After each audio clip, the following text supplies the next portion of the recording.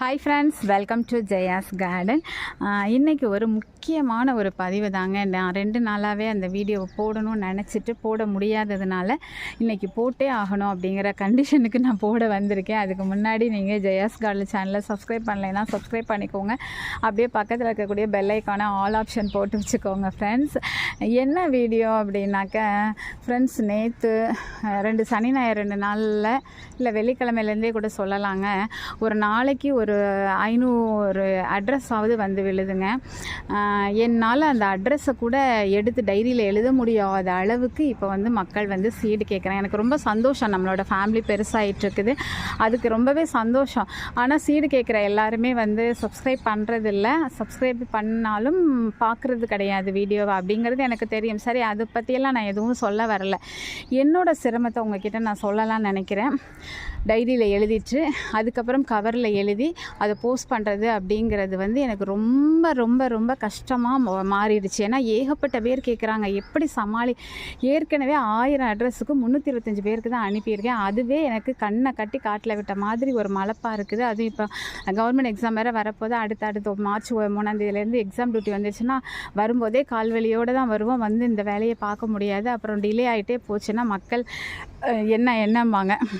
இதில் என்னென்னா, ஒரு சில விஷயங்கள்லாம் இப்போ நிறைய பேர் எனக்கு அனுப்பி தர்றதில் கூட அவங்க அனுப்பி கொடுத்துட்டு அதுக்கப்புறம் என்னை ரொம்ப அனுப்ப மாட்டேங்கிங்க, நீங்கள் அனுப்ப மாட்டேங்கிங்கிற மாதிரியெல்லாம் ஒரு சில சின்ன பிள்ளைங்க தங்கைமார்கள் வந்து ரொம்ப அவங்களுக்கு புரிய மாட்டேங்குது. அதனால் திருப்பி அனுப்புங்கன்னு தொடர்ந்து சொல்கிறாங்களா, கொஞ்சம் கஷ்டமாக இருக்குது. அதனால் ஒரு முடிவை எடுத்திருக்கேன். அந்த முடிவு வந்து எனக்கு ஓகேன்னு தோணுது. உங்களுக்கும் அது ஓகேவா அப்படின்னு சொல்லிட்டு சொல்லுங்கள்.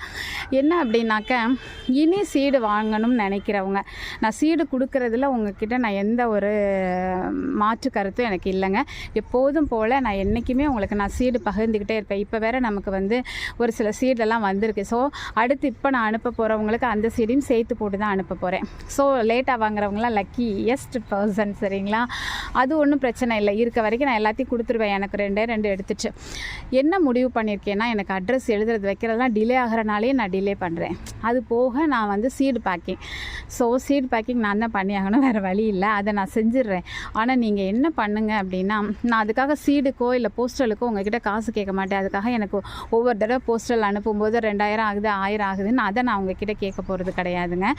எனக்கு நீங்கள் என்ன பண்ணணுன்னா, சீடு தேவைப்படுறவங்க உங்களோட அட்ரஸ் எழுதி 5 ரூபா கவரில் உங்களோட அட்ரஸை எழுதி, அதை தெளிவாக பின்கோடோட உங்கள் ஃபோன் நம்பரோட அட்ரஸ் எழுதி அதை ஒரு கவருக்குள்ளே வச்சு எனக்கு போஸ்ட் பண்ணிடுங்க. என்னோடய அட்ரஸ்க்கு நீங்கள் போஸ்ட் பண்ணிடுங்க, சரிங்களா?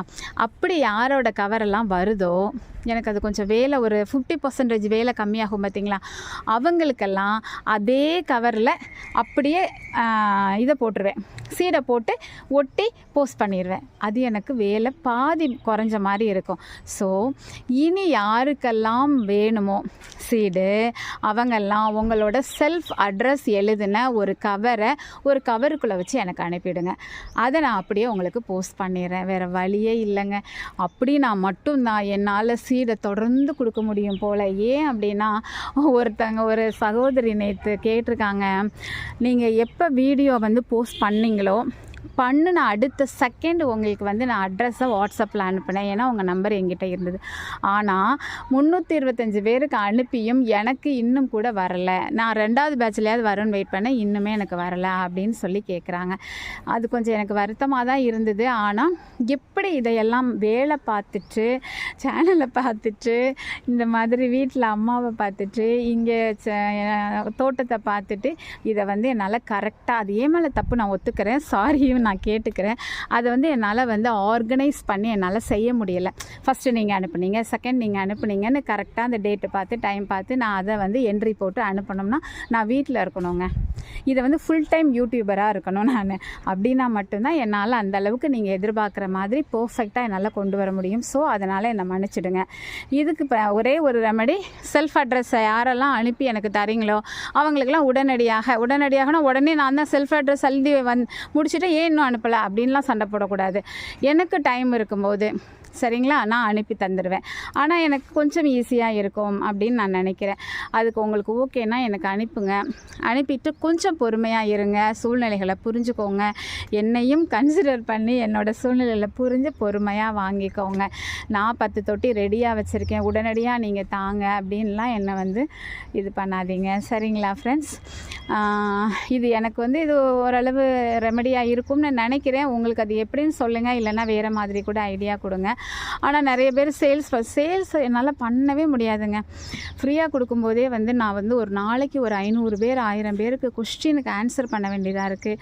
நான் போய் இதை சேல்ஸ் பண்ணேன்னா நான் ரொம்ப பர்ஃபெக்டாக பண்ணணும், அது என்னால் முடியாது. ரெண்டாவது எனக்கு அதை விற்கிறதுல எனக்கு ஈடுபாடு கிடையாது. இது வந்து பரவலாக்கம் பண்ணணும் அப்படிங்கிற ஒரு நல்ல நோக்கம் தானே தவிர வேறு எதுவும் கிடையாது. அதே நேரம் நிறைய உறவுகள் என்கிட்ட இருக்கணுங்கிற ஒரு பேராசை இருக்குது, அதை நான் ஒத்துக்கிறேன்.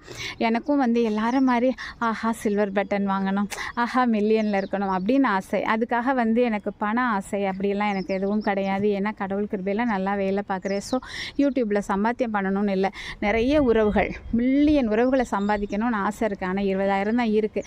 அந்த உறவுகளை தரணும்னா நீங்கள் உங்களோட ஃப்ரெண்ட்ஸ் அண்ட் ரிலேட்டிவ்ஸ்க்கு நம்ம கார்டன் பற்றி சொல்லி, நம்ம இலவச சீட் கொடுக்கறத பற்றி சொல்லி நீங்கள் அந்த சேனலை டெவலப் பண்ணி விடுவீங்கன்னு நான் நம்புகிறேன்.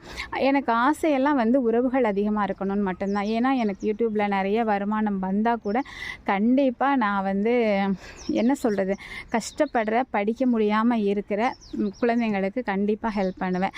அது ஏற்கனவே நான் வந்து பண்ணிகிட்ருக்கேன். எனக்கு காதில் கேட்டு இல்லை கண்ணால் பார்த்து எந்த குழந்தையாக இருந்தாலும் அவர்களுடைய உணவு சாப்பிடலேன்னு வந்தால் உணவு வாங்கி கொடுத்துருவேன். என் குழந்தைங்களுக்கு நான் போனோன்னே வகுப்பறையில் அத்தனை முகமும் சிரித்த முகமாக இல்லை அப்படின்னா பாடம் நடத்த மாட்டேன்.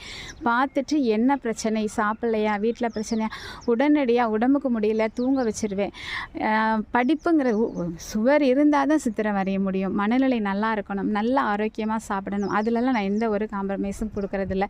அதே மாதிரி புத்தகம் வாங்க ஒரு ஃபீஸ் கட்ட 2 நாள் டிலே ஆகுதா, என்ன பிரச்சனைன்னு கூப்பிட்டு விசாரித்து உடனடியாக அந்த செலவை நான் ஏற்றுக்குவேன். அதில் எங்கள் வீட்டிலேயே எனக்கு தடை சொன்னதில்லை.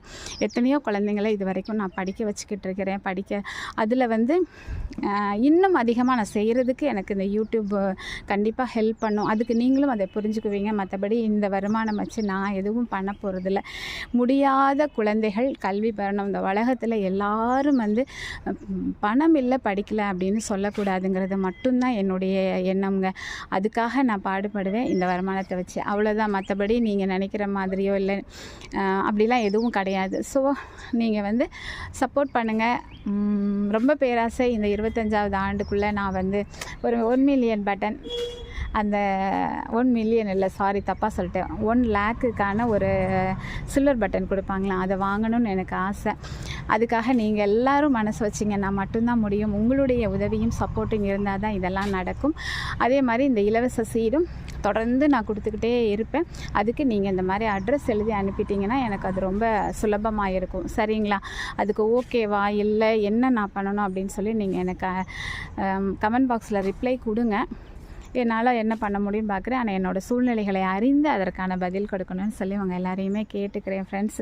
ஏன்னா எல்லாருக்கும் அனுப்பணும்னு நினைக்கிறேன், என்னால் முடியலை. ஸோ அதுக்காக தான் இந்த முடிவு. இப்படியாவது நம்ம கொடுத்துடலாமா அப்படின்னு சொல்லி, சாத்தியப்படுமா அப்படின்னு ஒரு இப்போ தான் எடுத்து வைக்கிறதுக்கு உங்கள்கிட்ட கேட்டிருக்கேன்.